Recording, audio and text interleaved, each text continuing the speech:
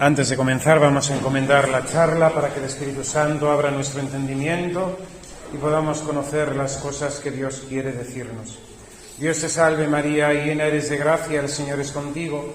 Bendita tú eres entre todas las mujeres y bendito es el fruto de tu vientre, Jesús. Santa María, Madre de Dios, ruega por nosotros pecadores, ahora y en la hora de nuestra muerte. Amén. Gloria al Padre, y al Hijo, y al Espíritu Santo. Como en el principio, ahora y siempre, por los siglos de los siglos. Amén. Santa María, asiento y trono de la sabiduría, ruega por nosotros.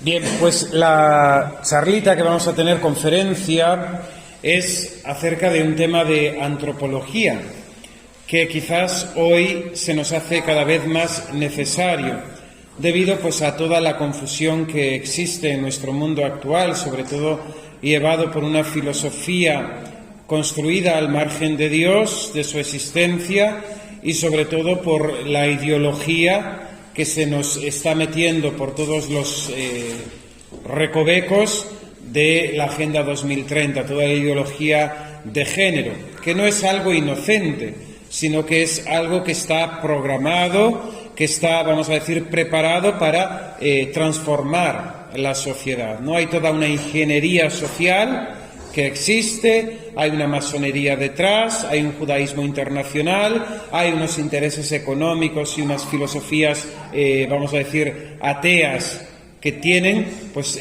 todos son padres, vamos a decir, de todo este movimiento que estamos viviendo actualmente.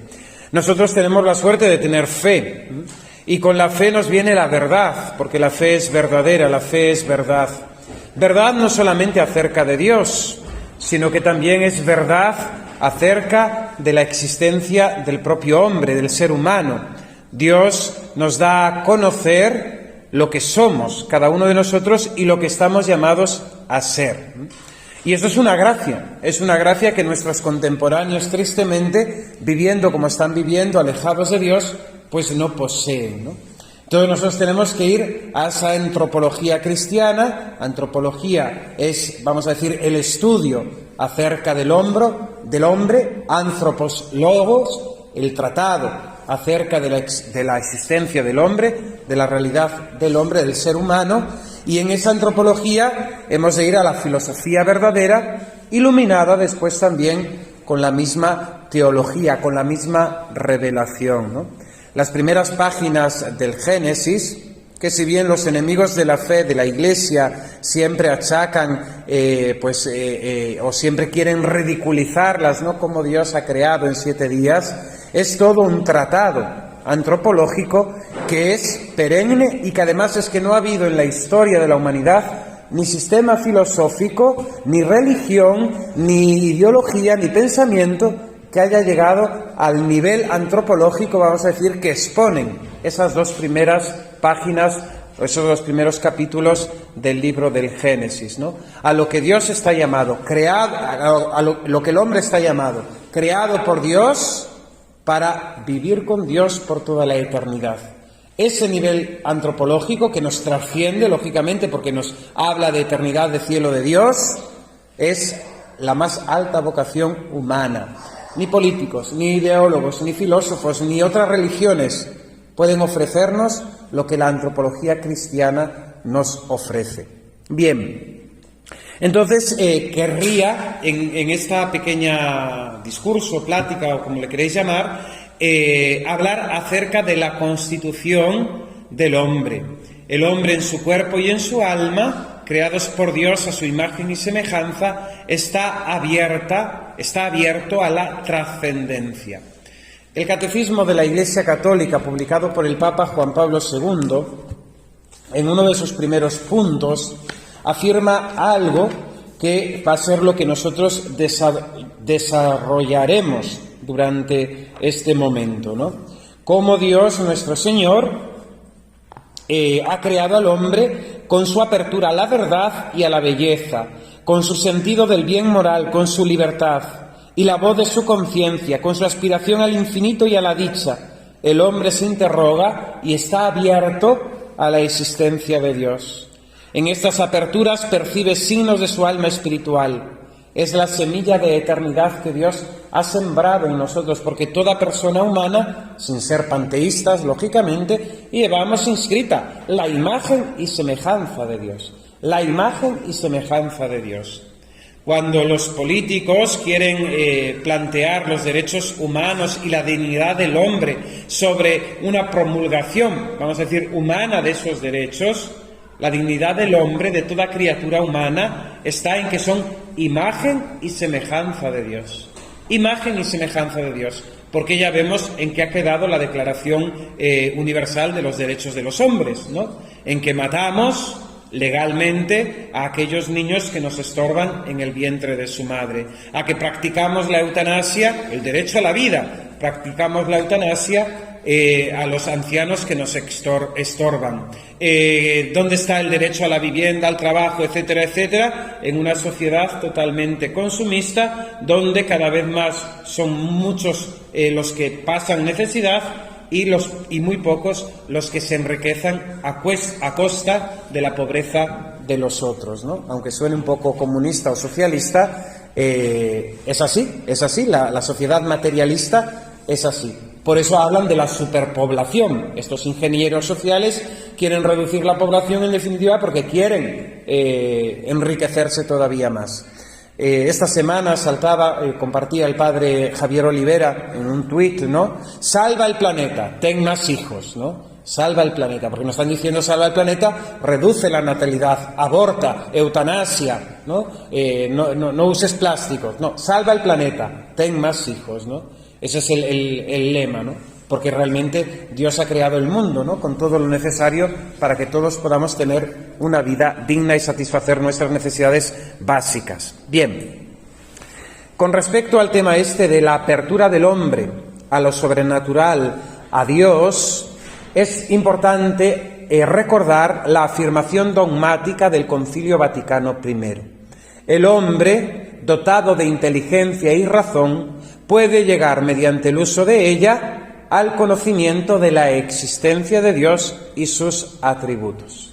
El conocimiento de Dios racionalmente no es evidente. La evidencia en el conocimiento es aquello que se da inmediato. Ahora estamos aquí reunidos en este patio hablando, eso es un conocimiento inmediato. Que está el sol, aunque haya nubes, que es de día, es un conocimiento inmediato.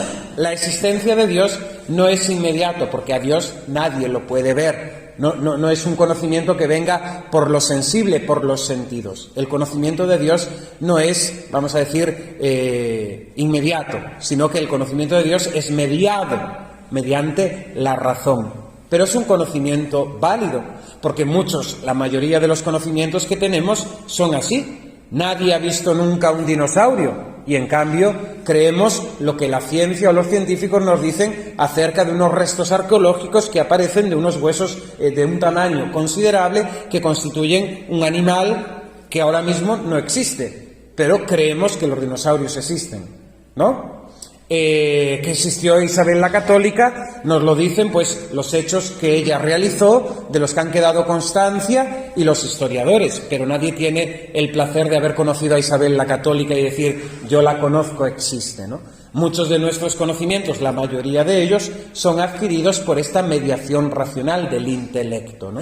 Bien, Dios existe y Dios es bueno, santo, infinito, omnipotente, omnisciente, es decir, los atributos divinos. El hombre, por el uso de la razón, por su inteligencia, puede conocer a Dios. Lógicamente, este conocimiento racional es un camino que el hombre realiza hacia Dios, ¿no? En la búsqueda de ese ser supremo, ¿no? Que es distinto de la revelación. ¿Y en qué se distingue la revelación? Que es Dios el que se manifiesta a los hombres. El conocimiento racional no implica la fe, no exige la fe. Es un conocimiento del que yo, mediante la argumentación, puedo llegar al convencimiento y adherirme a esa idea. Pero la revelación exige fe. La revelación es el proceso donde Dios se manifiesta al hombre. Son dos conocimientos diferentes, el conocimiento racional y el conocimiento por medio de la revelación. Ese conocimiento por medio de la revelación exige la fe por parte del creyente. Hemos de distinguir, lógicamente, ese conocimiento racional de Dios, ese conocimiento de revelación, de la fe, y aquello que es el sentimiento religioso.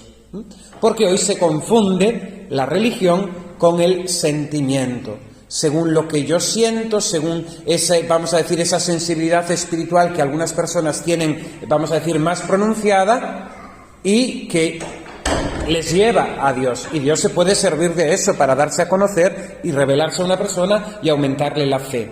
Pero no es el fundamento del conocimiento de Dios el sentimiento, lo que yo siento, o esa apertura, sensible, más pronunciada en algunas personas que en otras, a algo sobrenatural o espiritual. Fijaos que, olvidados de la religión, ¿no? Hemos rechazado la fe católica, pero el hombre, como ser religioso, necesita la religión, necesita relacionarse, ¿no? Entonces, la gente está en búsqueda de espiritualidad. Yo no sé si os pasa a vosotros, pero uno abre el canal de YouTube para escuchar cualquier cosa y te salen anuncios, ¿no? Si ves cosas que otros no ven, si sientes en tu corazón estrellitas y no sé cuánto, si tal, ponte en contacto conmigo, medium no sé cuánto, ¿no? La gente está en búsqueda de religión, porque el hombre necesita relacionarse. Llevamos en nosotros una marca, un sello divino. Bien, este conocimiento racional, ya no el de la revelación, sino el mismo conocimiento racional, es negado por la filosofía moderna, ¿no? Desde el mismo Descartes, que no rechaza la idea de Dios, pero que pone la existencia de Dios en el yo subjetivo, pienso, luego existo, eso va creciendo o va desarrollándose hasta el ateísmo, ¿no? Hasta la negación de Dios o incluso el nihilismo, es decir, nada existe, ¿no? Nada existe, ¿no? Entonces, hemos de considerar cómo la Iglesia en el siglo XIX, el Papa Pío IX, Beato Pío IX, declara como dogma de fe, como verdad de fe, que el hombre, por su propia naturaleza, por su propia inteligencia, puede llegar al conocimiento de Dios. El conocimiento de Dios es insuficiente, el racional, para salvarnos. Es insuficiente para conocer el misterio de Dios. Nadie por su propia inteligencia, por muy avanzado que fuese, podría conocer que Dios es Trinidad de personas. Nadie por su propia inteligencia podría llegar a saber que en la Eucaristía está Jesús sacramento, Jesucristo nuestro Señor, verdadera, sustancial y realmente, ¿no? Eso nos lo da el conocimiento de la fe, de la revelación. Bien, ¿dónde se argumenta este dogma del conocimiento racional de Dios? En la Sagrada Escritura. Nos vamos, entre otros pasajes, pero sobre todo el argumento lo expone el apóstol San Pablo en la carta a los romanos. Esa carta dirigida a los romanos, San Pablo desarrolla la teología de la justificación y de la gracia, ¿no? Y empieza afirmando que, por un lado, los gentiles, aquellos pueblos que no formaban parte del pueblo de Israel, reciben como conocimiento de Dios el conocimiento racional. Esto será desarrollado después por los padres de la Iglesia, sobre todo los padres de la apología, ¿no? De la defensa de la fe en los primeros siglos, con la filosofía. Es decir, lo que Dios hizo con el pueblo de Israel a través de la revelación de la historia santa, lo hizo con la gentilidad a través de la filosofía, ¿no?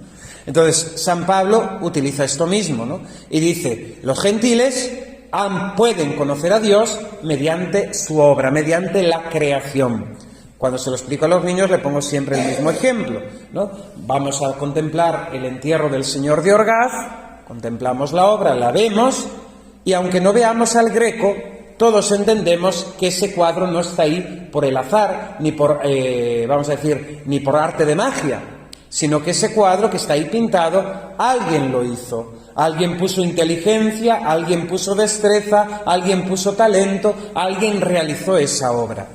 Es decir, por medio de la obra conocemos al autor. No solamente que hay un autor, sino que ese autor pinta de una manera, desarrolla la temática, etcétera, etcétera.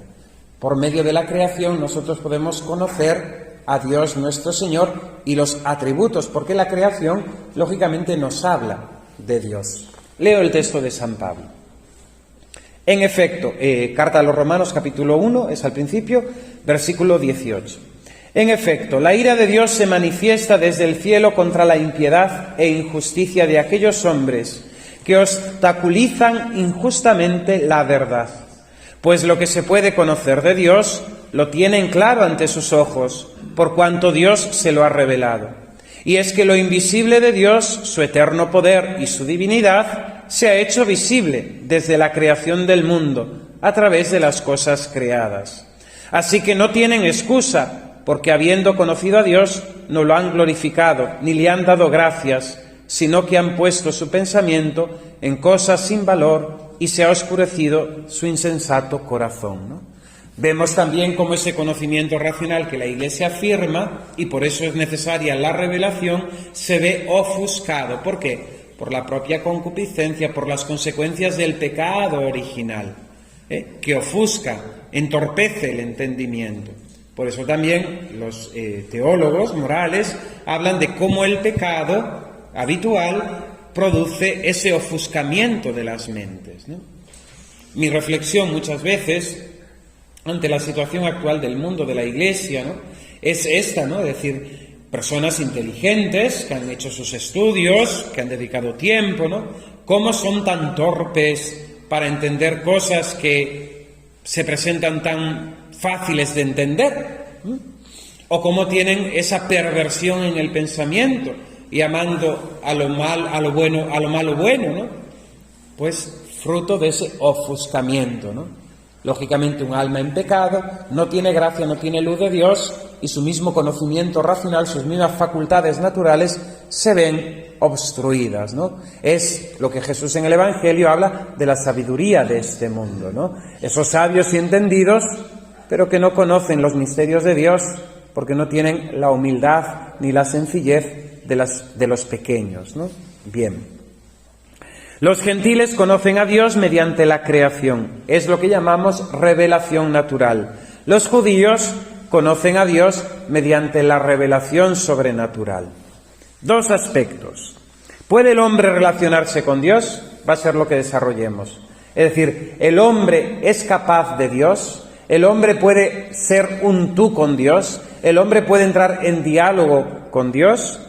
Y si esto es afirmativo, es decir, si el hombre puede relacionarse con un ser superior, esta relación con Dios es positiva, es buena, es algo bueno para el hombre, porque también escuchamos en la modernidad, ¿no?, cómo Dios se presenta como un obstáculo a la propia libertad, a la propia realización, como la religión, ¿no?, así lo presenta el materialismo del comunismo, ¿no?, como la religión es el opio del pueblo, ¿no?, como la religión, Dios hace que el hombre se aliene, ¿no?, de la realidad, ¿no?, con las cosas espirituales, del cielo, de la vida eterna, ¿no? El mismo liberalismo dirá que Dios oprime la libertad del hombre, ¿no? Merma sus propias capacidades, supone una opresión, ¿no? Esto pues nos lo dirán los hedonistas, ¿no?, los que buscan los placeres sin límite alguno, ¿no? En definitiva, Dios para el mundo moderno es un impedimento para la propia realización. Bien, pregunta: ¿qué rasgos hay en nosotros, criaturas de Dios, hechos a su imagen y semejanza, que nos hablan, ¿no?, de esta apertura, de esta sobrenaturalidad, de esta existencia de Dios, ¿no? Y vamos al texto de la creación y vemos cómo todo esto se produce en esa imagen y semejanza de Dios, ¿no? Cuando Dios se detiene en el sexto día para crear al hombre, ¿no? Crea los animales y después, antes de la creación del hombre, Dios se detiene, recapacita sobre sí mismo, ¿no?, dialoga la Santísima Trinidad y decide: hagamos a los hombres a nuestra imagen y semejanza, para que dominen sobre los peces del mar, las aves del cielo, los ganados, las bestias salvajes y los reptiles de la tierra. Y creó Dios al hombre a su imagen y semejanza. A imagen de Dios lo creó, varón y mujer los creó, y los bendijo Dios. Bien, pues el primer rasgo que encontramos en la persona humana, que nos habla de Dios, que nos habla de la sobrenaturalidad, es la misma realidad de la comunicación. Hemos preguntado si el hombre puede hablar con Dios, si el hombre puede relacionarse con Dios. De todas las criaturas que existen, desde los seres inertes a los animales, solamente el hombre es capaz de crear un lenguaje y comunicarse con ellos. Los animales tienen una comunicación, existe una comunicación. Si un perro le ladra a otro, pues lógicamente hay una comunicación real entre dos perros, se están ladrando.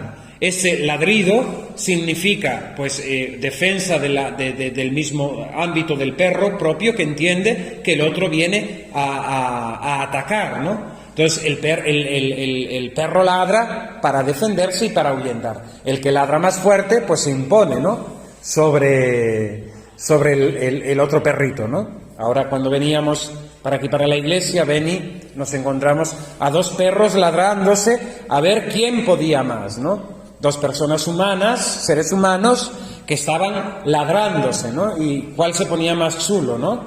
Por algo absurdo, ¿no? Nosotros también comunicamos con nuestros gestos, con nuestra mirada, con nuestra cara, pero sobre todo lo que es propio del hombre, único del hombre, es la comunicación a través de la palabra, del lenguaje, ¿no? Dios aparece creando por medio de la palabra. Dios es un Dios que habla, que pronuncia su logos eterno, que es su Hijo. Hay un lenguaje no verbal que los animales utilizan. Son los sonidos, los gestos, los movimientos. Pero solamente el hombre usa del lenguaje verbal y conceptual. Es una capacidad única del ser humano, crear y usar un idioma empleando conceptos, ¿no? Fijaos que una palabra es un conjunto de signos, ¿no? Y esos signos, vistos juntos, tienen la significación de un concepto. El signo es la palabra, el concepto es lo que esa palabra significa, ¿no? Es algo que los animales son incapaces. El hombre está constituido para comunicarse y para hablar, ¿no? Para relacionarse con los otros. Unido a esto, el hombre está llamado a esta vida social, ¿no? No es bueno que el hombre esté solo, ¿no? Porque nos dice el mismo texto del Génesis que Dios, entregándole al hombre toda la creación, ¿no?, le da la potestad de poner nombre a cada uno de los animales, ¿no? La escena es preciosa, ¿no? El hombre, rey de la creación, constituido por Dios, Dios hace pasar delante de él a todas las bestias del campo, a las aves, y el hombre los va nombrando, los va, vamos a decir, dándole el ser entre comillas, entendámoslo, porque la existencia se la da a Dios, pero una cosa existe cuando tiene un nombre, ¿no? Y el hombre tiene el poder, Dios le da el poder de nombrar, de constituir a esa cosa indeterminada en algo determinado. Perrito, pez, pájaro, etcétera, ¿no? Cada uno con su especie. ¿Bien? El hombre recibe ese poder de Dios, pero el hombre está solo. El hombre no tiene un tú con el que relacionarse. Dios observa esta soledad del hombre y dice, no es bueno que el hombre esté solo. Creamos a la mujer a su imagen y semejanza, ¿no? Y Dios crea un tú para que el hombre pueda relacionarse, ¿no?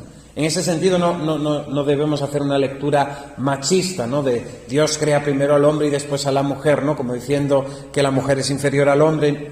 Esa no es la intención del texto, ¿no?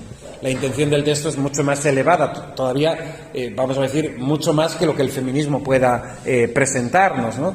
Porque realmente es la unión del hombre y de la mujer lo que hace la imagen y semejanza de Dios, ¿no? En lo de las medias naranjas, ¿no?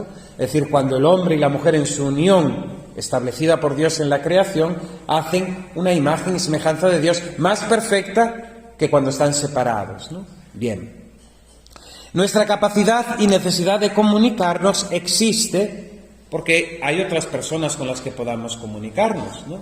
Dicen que hablar solo es el remedio para evitar la locura, ¿no? Cuando uno reflexiona en voz alta, que eso es bueno para evitar la locura, ¿no? Pero podemos hablar porque hay otras personas que nos escuchan y que pueden entrar en diálogo con nosotros. En esa comunicación, la persona con la que nos comunicamos y el tema que tratamos nos da mayor realización personal, nos humaniza, ¿no? Dependiendo la persona con la que tratamos y el tema que tratamos, esa conversación nos planifica más o menos, ¿no?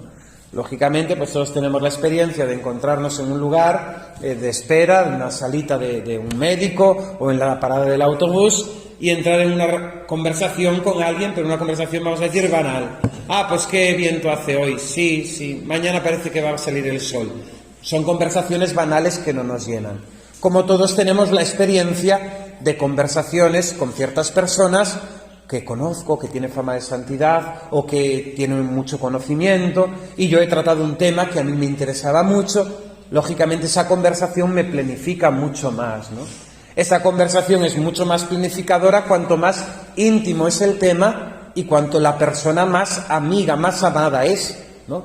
Lógicamente, cuando yo me confío a una persona y tengo ese amor hacia ella y trato con ella un tema que me está, vamos a decir, agobiando o que me preocupa, esa conversación me planifica mucho más, me llena, me humaniza, ¿no? Mucho más, ¿no? Como también, lógicamente, la infidelidad, ¿no? La revelación de un secreto nos duele mucho más, ¿no? Que el que estuvo sentado con nosotros junto a la parada de autobús, venga otro y dice, no, estábamos hablando del tiempo y dice que hace viento, ¿no? Pues nos va a molestar mucho menos, ¿no? Que si yo he abierto mi corazón a una persona, le he contado un problema y esa persona, sin guardar esa fidelidad, ¿no? Se lo cuenta a otra, ¿no? Pues lógicamente siento la traición, siento la infidelidad, ¿no? Me duele porque soy herido en lo más personal, en lo más íntimo de mi persona. Bien. Es distinto hablar con un desconocido que con un amigo. Un tema baladí o mi propia vivencia, ¿no? Nos sentimos más plenos y realizados cuanto más íntima es esa comunicación, ¿no? El hombre se realiza como persona en el encuentro personal, en la comunicación con el otro, ¿no? Nadie nace, ¿no? No hemos sido creados para vivir aislados plenamente, ¿no? Y fijaos que cuando contemplamos, por ejemplo, la vida de los ermitaños o la Cartuja, ¿no? Donde la comunicación es casi mínima, ¿no?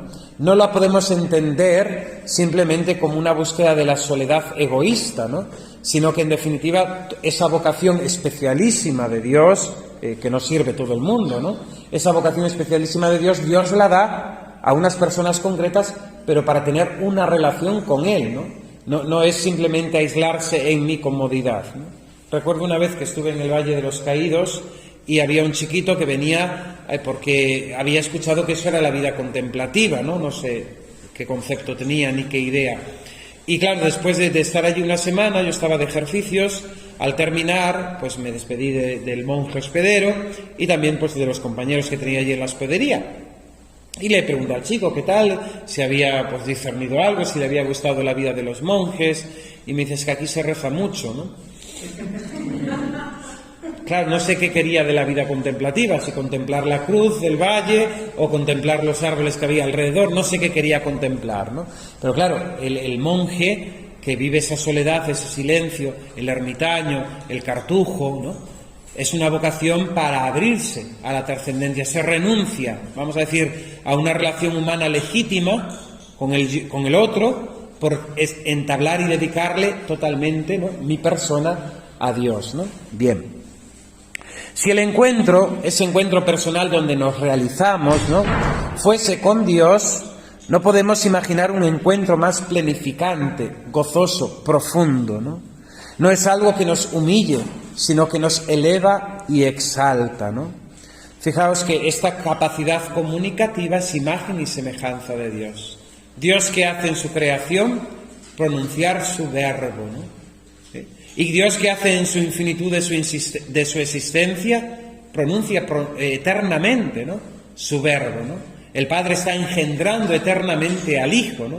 Y el Hijo, ¿quién es? El verbo, su palabra, ¿no? El logos, ¿no? Dios lo pronuncia eternamente, ¿no?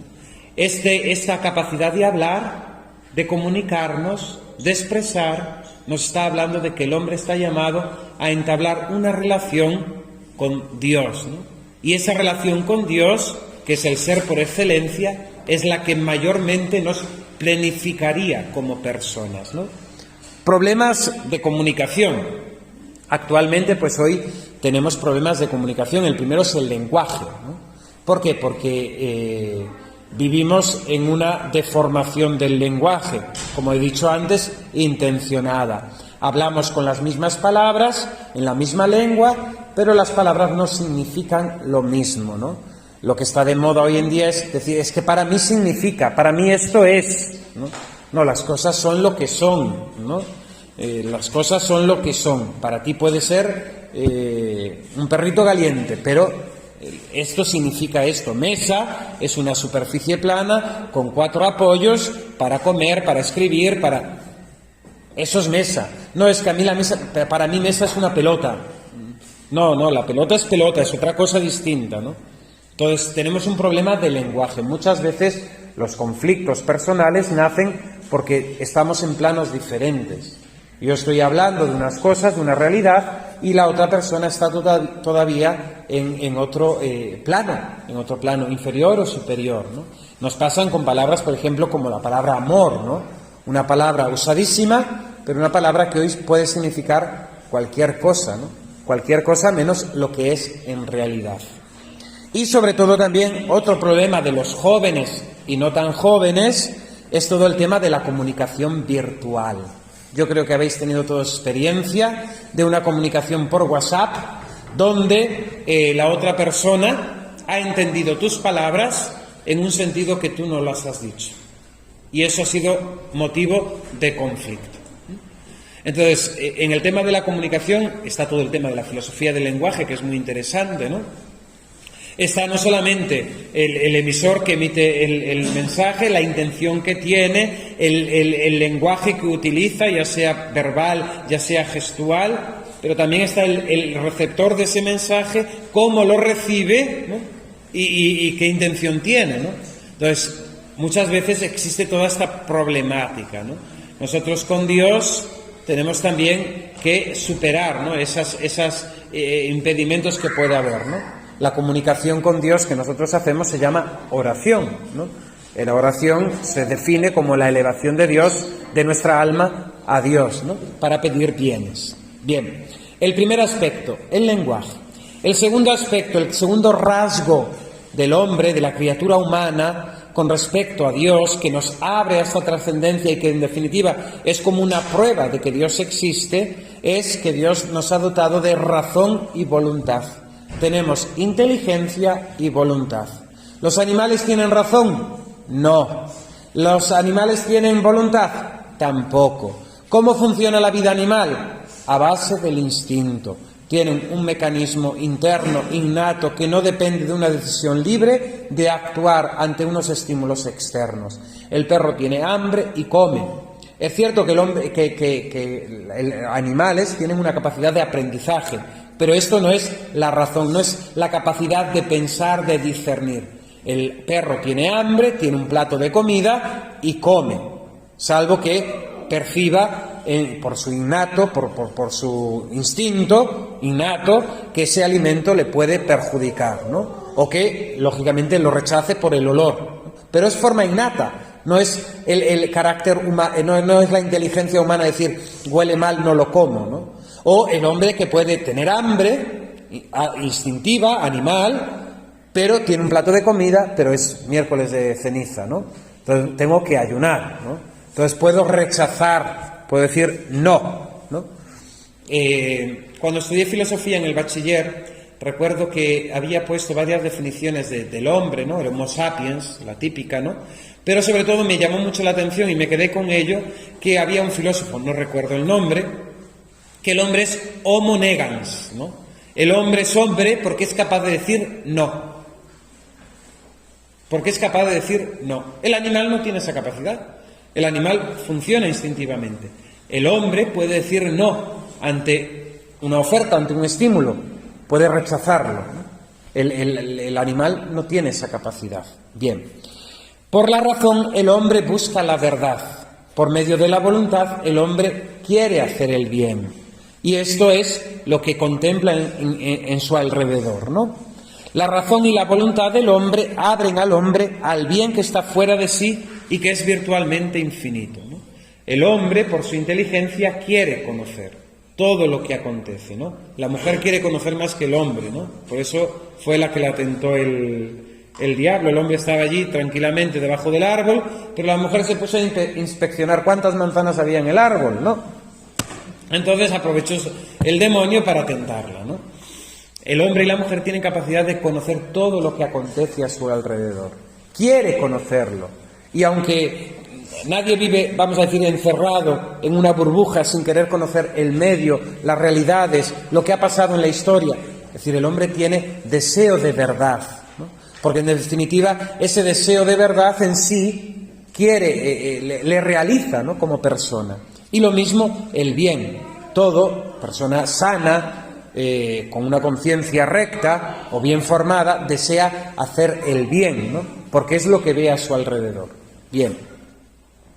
No se sacia ni se agota esta capacidad de conocer y amar, ¿no?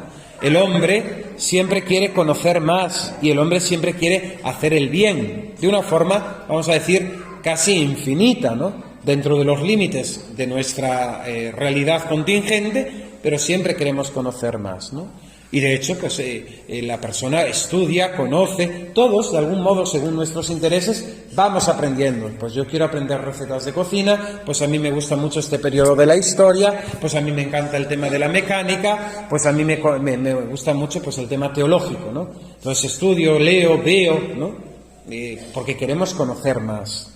Bien, el hombre es un ser finito, abierto a lo infinito. Nosotros comprobamos nuestra finitud, nuestra pequeñez, nuestra limitación, pero experimentamos al mismo tiempo que sobresalimos, nos vamos fuera de nuestra propia finitud, de nuestra propia pequeñez, porque queremos algo más grande, ¿no? Queremos conocer, y por eso el hombre se ha ido a la Luna, ¿no? Y por eso el hombre manda satélites a Marte. No le llega a conocer el globo terráqueo, no le llega a conocer, pues aún lo que no conoce de aquí abajo, ¿no?, que se va al universo, ¿no?, al espacio, para conocer lo que está más allá, ¿no? Bien.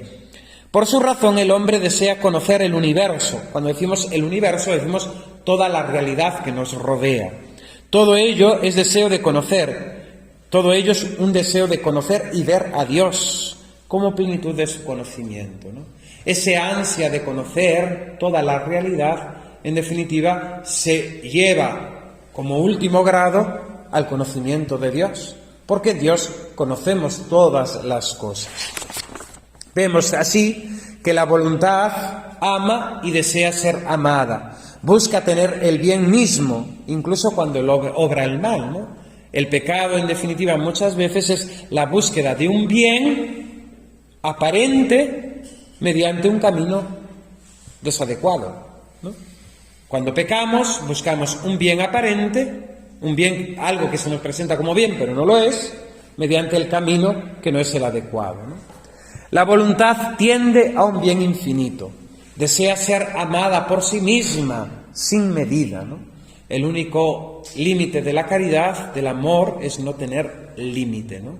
Donde necesitamos ese amor, ¿no?, que nunca nos hace. Cuando una persona ama, nunca tiene bastante, ¿no?, con el amor que da, sino que quiere siempre hacer más, ¿no? Es lo típico de la madre, ¿no?, de esa madre que ama, ¿no?, y que intenta darse enteramente, ¿no?, a su hijo. La tendencia al bien y a la verdad precede a la respuesta libre y consciente del acto de amor. Se da en todo hombre y es previa en su actuar, ¿no?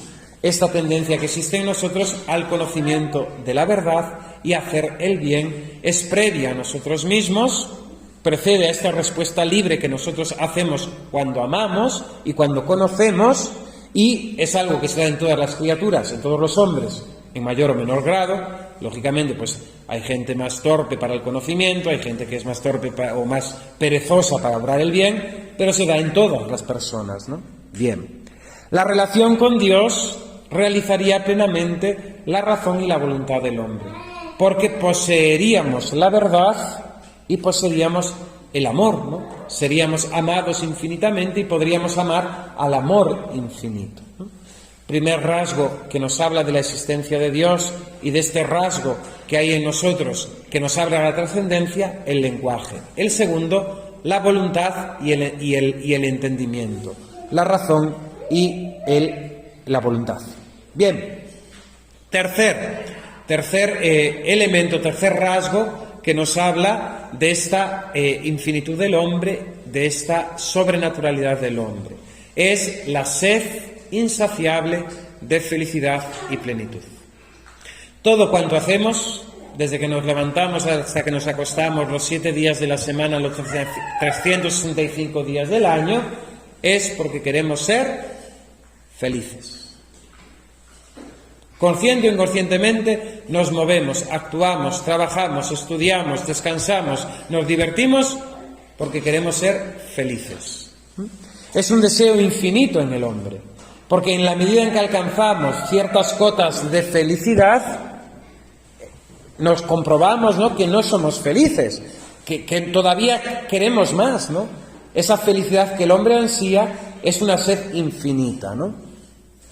A pesar de las experiencias cotidianas de frustración, es decir, de no alcanzar ese bien que deseamos, que podía ser nuestra felicidad, y a pesar de alcanzar muchas veces otros bienes a los que llegamos, experimentamos que no somos plenamente felices. Hay como un defecto, ¿no?, de plenitud en nosotros, ¿no? Porque ninguna realidad de las que buscamos, incluso, vamos a decir, las que son espirituales o ideológicas o vamos a decir que no son materiales, no nos sacian, ¿no? No nos sacian, ¿no? Cuando fue la pandemia, una persona muy rica, de los más ricos del mundo, ¿no?, murió. Y la hija después hizo como una entrevista y dijo, sí, mi padre, a pesar de tener todo el dinero del mundo, murió solo, ¿no? Murió solo en una clínica, aislado por el coronavirus, ¿no? Y murió solo, ¿no? Entonces, tenía todo el dinero del mundo, pero en definitiva no pudo tener lo más importante, que era la compañía de las personas que amaba a su lado, ¿no? Entonces, muchas veces nuestra equivocación, ¿no?, y es sobre todo lo que el materialismo quiere infundir o quiere hacer en nosotros, ¿no?, es pensar que nuestra felicidad está en las cosas materiales, ¿no?, en la adquisición de bienes, ¿no?, y pensando que tendremos eso, vamos a ser felices. Pero la experiencia generalizada es que no somos felices, ¿no? Falta plenitud en nosotros, ¿no? Esto es contrario, ¿no?, esta sed de felicidad que nos mantiene siempre en esa tensión de querer alcanzarla, a la depresión y, como último término, al suicidio, ¿no? Fijaos qué sociedad enferma tenemos, me lo habéis oído muchas veces, pero no debemos dejar de repetirlo, ¿no? Cómo nuestra sociedad ha perdido la esperanza, cómo nuestros jóvenes no tienen ansia de alcanzar la felicidad. Porque las cotas donde le han puesto la felicidad a ellos en este mundo son muchas veces inalcanzables. Un cuerpo gym, unos likes en una red social, y si no llegas a eso, realmente te frustras, ¿no?, pierdes la esperanza y, como último término, el suicidio, ¿no? Porque el suicidio es la primera causa de mortandad en Europa entre los jóvenes o personas de 20 a 40 años, porque han perdido la esperanza, porque le han robado la esperanza, porque han puesto la felicidad en una realidad que es inalcanzable. Ser jugador en el Madrid o en el Barcelona o en el Manchester es para unos pocos elegidos, que van a tener, por las coincidencias de las cosas, capacidad de llegar a ese puesto. Pero es que alimentar a un niño diciéndole, porque le da una patada a un balón, vas a llegar a un gran futbolista, vas a jugar en el Barça. Claro, el niño pone toda su esperanza en una meta que es inalcanzable, o por lo menos que es muy costosa alcanzar y que solamente unos pocos pueden alcanzar. La felicidad de ese niño no está en jugar en el Manchester. Yo puedo desearlo, y está bien pensar cosas grandes, y debemos tener un carácter magnánimo, en el sentido de tener pues esa grandeza, ¿no?, de ideales, pero con realismo. No nos engañemos, ¿no? Tú estudia, hijo, y ya después vemos si puedes llegar a ser futbolista, ¿no? Pero poner todo el esfuerzo, todo el entusiasmo, toda la ilusión en algo que va a ser inalcanzable es frustrar totalmente a esa persona, ¿no? Llegará un momento en que digan, no valgo para eso, ya me han echado del equipo de cadetes y ¿qué hago ahora yo de mi vida? Mi vida ya no tiene sentido, me suicido.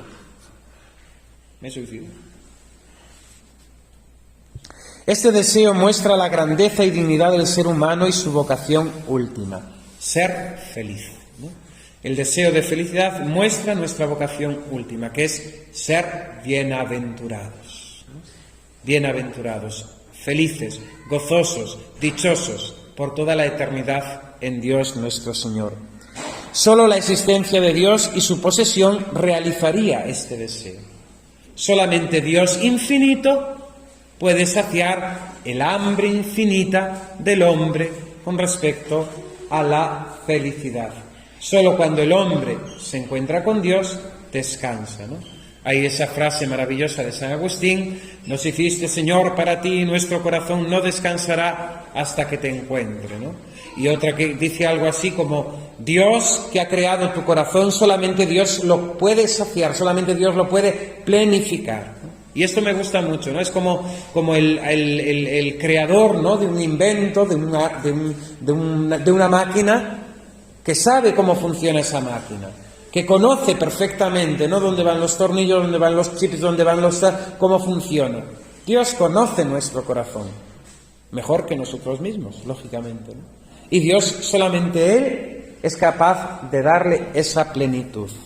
Bien, lenguaje, voluntad y razón, sed infinita. Cuarto rasgo, la libertad. Dios nos ha hecho a su imagen y semejanza, nos ha dado la libertad, ¿no? A diferencia de los animales, ellos no tienen libertad de optar por el instinto que tienen. El ser humano tiene la capacidad de amar, de ser libre, ¿no? El amor es el acto mayor de realización humana. Cuando amamos es cuando nos plenificamos del todo. Cuanto más ama una persona, más plenitud alcanza y más digno de ser amado se hace, ¿no? Y ahí podemos recordar la carta a los Corintios, ¿no?, cuando San Pablo expresa la realidad del amor cristiano. En definitiva, San Pablo está hablando del amor de Dios, ¿no? ¿Cómo es Dios para con nosotros? Ese amor paciente, afable, que no tiene envidia, ese amor sin límites, etc. Ese amor al que nosotros estamos llamados también, ¿no? Fijaos que Jesús nos dice en el Evangelio: el que se pierde se encuentra, y el que se encuentra, el que se busca a sí mismo, se pierde, ¿no? ¿Qué quiere decir Jesús con esto? Esto mismo.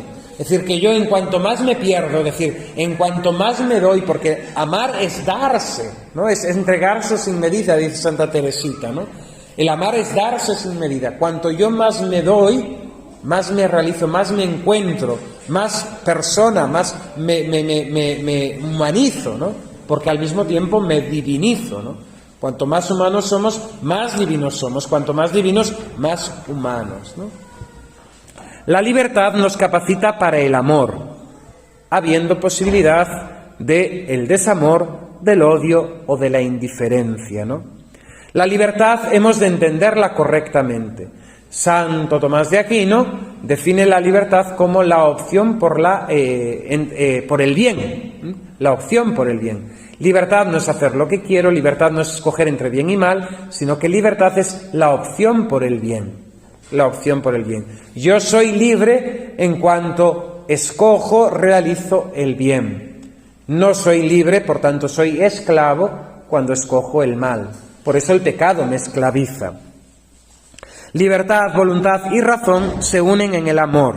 Se ama lo que se conoce y se quiere.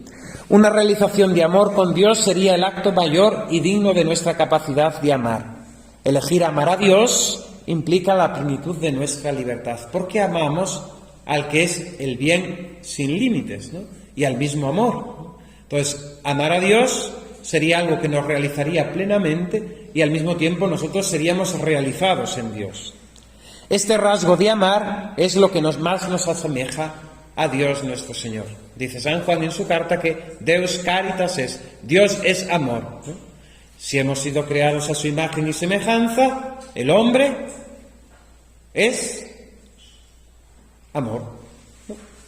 Es un silogismo simple, ¿no? Dios es amor. Hemos sido creados a imagen y semejanza de Dios. Por tanto, el hombre es amor. El hombre es más hombre, la mujer es más mujer en cuanto que ama. Bien, el quinto rasgo, la conciencia. Parte sagrada del hombre, ¿no? La conciencia del hombre es una parte sagrada, casi divina, ¿no? La Iglesia dice de internis neque ecclesia. Del interior de la persona, de su conciencia, ni la misma Iglesia puede juzgar. Solo Dios. El mismo San Pablo dirá, ni yo mismo me juzgo, ¿no? Que me juzguen vosotros, me da igual. Mi juez es el Señor. Ni yo mismo me juzgo, mi juez es el Señor, ¿no? El interior de la persona, la conciencia, es el lugar sagrado, ¿no? Inviolable, ¿no? De hecho, siempre ha habido este respeto por la conciencia, ¿no? Por la conciencia de la persona. Pero no es la última instancia la conciencia, Si hay que respetarla, es un valor inviolable, la conciencia no es la última instancia. ¿Por qué? Porque se puede dar una conciencia deformada, una conciencia errónea. La conciencia es como esa parte íntima del hombre, pero que necesita ser formada conforme ¿a qué? A la verdad. Aquello que decían en los documentos cuando eran las elecciones, ¿no? Voten ustedes en conciencia, es engañoso, es un mal consejo. Voten ustedes en conciencia recta. ¿Y cómo se hace recta la conciencia? Conforme a la verdad. ¿Qué nos dice Jesús en el Evangelio? ¿La libertad os ayudará a encontrar la verdad? No. Jesús nos dice, la verdad os hará libres. Es decir, el conocimiento de la verdad nos elevará sobre nuestros propios errores, mentiras, nuestras propias concupiscencias, nuestros propios, vamos a decir, capacidad de errar, ¿no? Y nuestras malas elecciones. Es la verdad la que nos hace verdaderamente libres. La conciencia nos obliga a escoger el bien, aunque sea la elección más ardua, ¿no? Si yo me veo ahora mismo comprometido en una situación, ¿no? Han robado algo, yo he visto al ladrón, me preguntan a mí, ¿quién ha entrado ahí Yo estoy obligado en conciencia, ¿no? Puedo traicionarla, ¿no? Pero antes o después la conciencia siempre viene a reprocharnos. No has obrado bien, ¿no? Es como esa voz de Dios dentro de nosotros, ¿no? Lo que ponen en los dibujitos, ¿no? El angelito y el diablo, ¿no?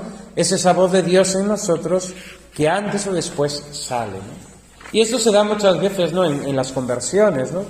Que estamos conociendo últimamente, ¿no? También pues todo este fenómeno de la situación actual del mundo, de la Iglesia, la pandemia que vivimos, pues llevó a muchas personas a la conversión y a vivir, ¿no? Yo es que he vivido negando esta misma conciencia, no en contra de mi conciencia, y ahora mi conciencia me reprocha, ¿no? Ahora mi conciencia me dice que no obre bien, ¿no?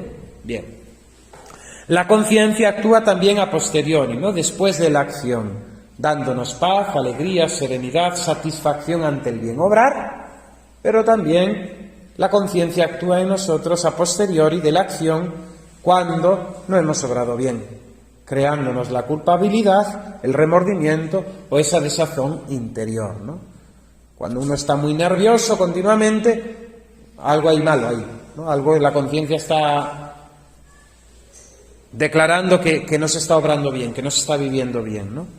La conciencia es lo más interior a nosotros y al mismo tiempo se presenta como voz de Dios en nosotros. En la conciencia resuena su voz. Antes o después, esta conciencia nos traiciona cuando hemos vivido negándola, ¿no? Es a la vez una ley íntima de nuestro yo, pero también de Dios. Seguir la conciencia recta nos abre a la relación con aquel que nos habla en nuestra propia intimidad y que nos impulsa a sacar lo mejor de nosotros, ¿no? Esta lucha la vive San Agustín, ¿no? Si habéis leído las Confesiones, si no la habéis leído, os lo recomiendo, ¿no? San Agustín, hambriento de verdad, de felicidad, busca a Dios, ¿no? Y acaba encontrándolo dentro de sí. Yo buscaba afuera, dirá San Agustín, y tú estabas dentro de mí. El mismo San Agustín dirá de Dios que es más íntimo a sí mismo que él mismo, ¿no? Que él mismo. Bien. Sexto rasgo, la dimensión espiritual del hombre. El hombre no es solamente cuerpo, no es solamente materia. El hombre es alma y cuerpo. Y esto ya lo dice Aristóteles, ¿no? 4 siglos antes de nuestro Señor Jesucristo, en la filosofía, bueno, ya Platón también anteriormente, el mismo Sócrates, hablan del hombre como compuesto de alma y cuerpo. Esto será tomado por Santo Tomás, pero también en la Sagrada Escritura encontramos que el hombre es espíritu, alma, cuerpo y espíritu. No es una simple materialidad, conjunto de átomos destinados a descomponerse en una tumba, en un cementerio, ¿no? El hombre tiene alma.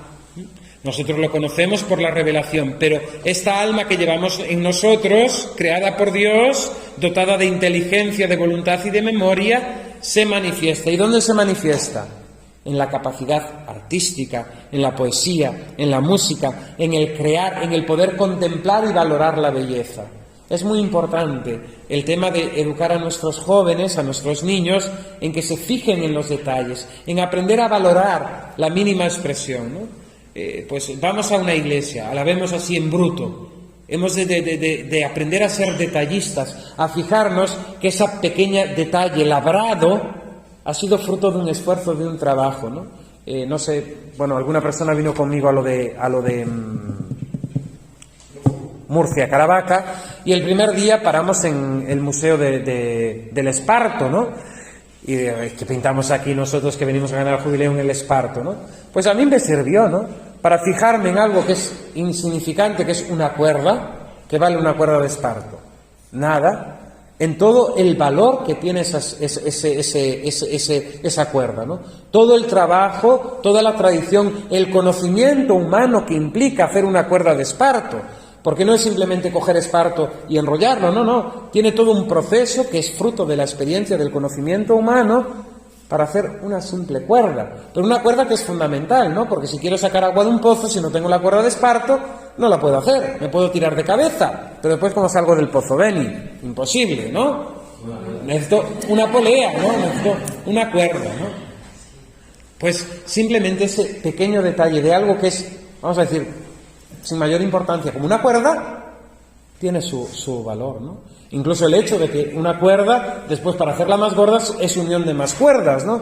El trabajo en equipo, la colectividad, etcétera, ¿no? Cosas tan con una cuerda. Y hemos de aprender a ver los detalles, a no quedarnos en la superficialidad, ¿no? El hombre, su dimensión espiritual, su alma, se expresa en el arte, la pintura, la poesía, crear y contemplar la belleza, ¿no? Incluso en valores. Los animalitos no lo tienen. El animalito no me puede perdonar. El hombre puede perdonar. El hombre puede ser fiel. El hombre puede ser generoso, ¿no? Todo ello manifiesta su dimensión espiritual. No somos un conjunto de átomos, somos alma y cuerpo. El alma unida intrínsecamente al cuerpo nos capacita para la relación con Dios. Bien, la historia, séptimo valor, séptimo rasgo que nos habla de esa trascendencia del hombre. Todo hombre tiene un principio y un fin, pero si todo termina con la muerte, la misma existencia humana no tiene sentido, ¿no? Asimismo, la historia de la humanidad. Los animales no tienen historia. La mosca ha hecho siempre lo mismo, desde la creación del mundo hasta nuestros días. Y la mosca no va a hablar ni decir nada. La abeja, pues va a hacer lo mismo. El perrito, no hay historia de los perros, porque el perro ha sido siempre el mismo. Podrán decir un perro más grande, un perro más pequeño, un perro que ha vivido 4 años y otro ha vivido un poco más longevo, pero no hay historia del perro. El perro no realiza historia. La historia la realizamos las personas humanas, ¿no? Las personas humanas, porque tenemos un fin, tendemos a un fin, ¿no? La existencia del hombre en particular, la existencia del hombre en colectividad, ¿no? La muerte frustra nuestro sentido de existencia, de nuestra historia, de la misma humanidad, ¿no? La muerte, en definitiva, es la ruptura, ¿no? Muchas veces se da en matrimonios, ¿no? Cuando falta uno de ellos, ¿no? Y han puesto toda su felicidad, ¿no? en esa vida matrimonial, pues se rompe, se frustra, ¿no? Mucho mayor, por ejemplo, es cuando un hijo, ¿no? Cuando muere un hijo, ¿no? Esa familia queda totalmente rota porque los padres, el matrimonio se proyecta, ¿no? Históricamente en su propio hijo, ¿no? Por eso el pueblo de Israel tenía este concepto tan metido, ¿no? Es decir, la vida de los padres se prolonga en su descendencia. No tener descendencia era el mayor castigo divino, ¿no? Cuando un hijo se muere antes que sus padres, eso frustra totalmente la familia, ¿no? Porque queda como quebrado, roto, ¿no? Ese proceso, ¿no? de finalidad, ¿no? El futuro del hombre y la historia solo tienen sentido si su final no es la desaparición definitiva, ¿no? Si el hombre desaparece, deja de ser, es nada, pues lógicamente nuestra propia existencia no tiene sentido. Fijaos que incluso los hombres que no tienen fe tienen este concepto, ¿no? Porque hacen grandes obras, porque quieren que se les recuerde. Pero ¿hasta dónde llega el recuerdo, no? Es decir, pensad cuánta gente ha pasado por el mundo, ¿no? ¿De quién nos acordamos, no? Había un vídeo de estos reels de las redes sociales y estaba muy bien hecho la persona, ¿no? Cuando te mueras, ¿no? Dirán, el primer día tu familia, tus amigos llorarán, irán al funeral. Los primeros días de aquella semana, ya de aquellos solamente algunos se acordarán de ti. Al paso del tiempo, incluso tu propia familia dejará de pensar en ti, ¿no? Y a lo mejor solamente una de las personas que más te amaba tendrá un recuerdo de ti, ¿no? Tu nombre se borrará, ¿no? Era una invitación a vivir la vida como te dé la gana, ¿no? Vive, aprovecha, porque cuando mueras no vas a poder hacer más, ¿no? Pero la reflexión anterior es importante, ¿no? Es importante, ¿no? Vivimos de cara a la galería, vivimos dependiendo del juicio de los demás y nos olvidamos del juicio de Dios, ¿no? Que es el que nos va a juzgar y el que nos promete, sí, eternidad y recuerdo para siempre, ¿no? Bien, fijaos los santos, ¿no? Los santos, gente muy normalica, y la recordamos todos los años en su fiesta, ¿no? Ahí Maribel, con su actividad diaria, nos recuerda a santos desconocidos que no conocíamos, pero que son la mar de apañados, ¿no? De apañados. Solo que exista Dios que dé sentido y realización plena a la historia personal y general de la humanidad da plenitud a la propia existencia, ¿no? Si no, la vida sería un sinsentido, ¿eh? Conclusión. Estos rasgos manifiestan, me estoy alargando muchísimo, manifiestan que el hombre es un ser especial, distinto de toda la creación, abierto a lo sobrenatural, ¿no? Abierto a Dios, algo que supera las mismas propias capacidades y la misma fuerza, ¿no? Del hombre, ¿no? Y que solo la existencia de Dios puede colmar, ¿no? Hasta que el hombre no llegue a Dios, el hombre no será feliz. Consecuencias. El hombre es un ser religioso por naturaleza, por esencia. Está llamado a religarse, a relacionarse con Dios. El hombre busca a Dios consciente o inconscientemente. Nuestros contemporáneos que ponen todo su afán en el fin de semana, en divertirse, en beber, que se alienan con sus drogas, están buscando a Dios por el camino equivocado, pero están buscando a Dios. El rico, el que pone todo su afán en la gloria de este mundo, en tener un nombre en la sociedad, busca a Dios, pero lo está buscando de forma equivocada, ¿no? Las religiones, las filosofías, en definitiva, son búsquedas de Dios, pero búsquedas humanas, de nuestra propia limitación, ¿no? Y esa es la diferencia con nuestra fe cristiana.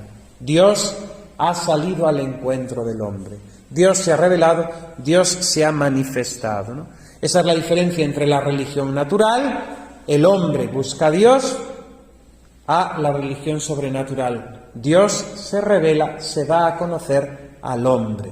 La revelación, la religión sobrenatural, exige fe.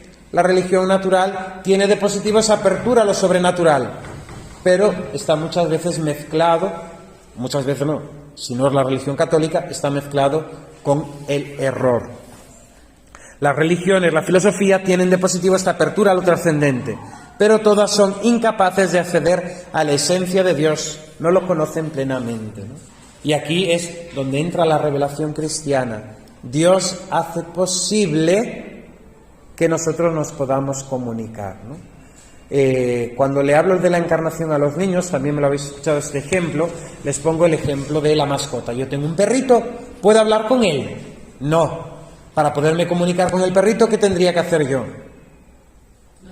hacerme perrito, porque yo soy el ser superior, ¿no? Dios es superior e infinitamente distinto a nosotros, pues espíritu puro. ¿Podemos comunicarnos con Él? No, salvo que Dios se abaje, ¿no? Y Dios se abaja de tal modo que se hace hombre, toma nuestra naturaleza, se encarna para hablarnos con sus mismas palabras y que nosotros podamos hablarle. Dios nos pone a Jesucristo, su verbo, su palabra, como medio que nosotros tenemos para acceder a Él. Dios es